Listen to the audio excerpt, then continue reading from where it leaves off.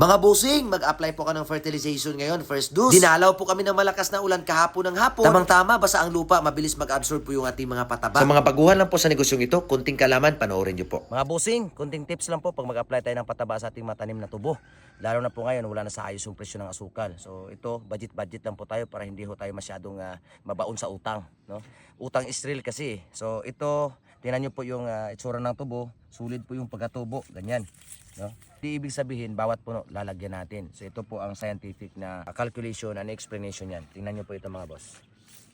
Ito puno, tsaka ito puno. So lagyan natin dito sa gitna. Ganyan. Itong dalawang to, mag-share lang po yan sila dyan. Ito, isa, dalawa, tatlo. So lagyan natin dito isa lang. So dito naman, isa, dalawa, tatlo. Dito tayo lalagay. Dito naman, isa lang siya. Medyo malayo na po yung isa. So okay, isa dyan. Ngayon, itong tatlong puno, so dyan lang yan sa gitna. Ito na naman, no? Ito, isa, dalawa, tatlo. So, dapat mayroon sana yung medyo malalim-lalim na area dito. Dito sana. Yeah, lagyan na lang natin ng ganyan. So, itong tatlong to, dito natin sa gitna lagyan. Ayan, magsishare po yan sila. So, ito, isa lang. Wala tayong magagawa dyan, kundi isa lang. So, ito mga boss. Ito, dalawa. Gitna. Kung mabilisan po yung trabaho, dapat mabilis yung mata mo.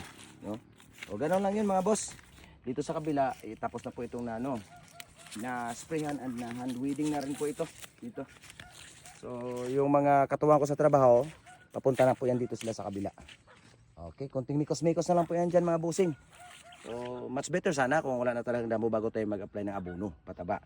Pero since na hindi natin kayang habulin ng panahon dahil nga po yun nga, kulang sa tao mga busing, yan, DIY na lang yan. Bukas, Lunes, Martes, Miyerkules.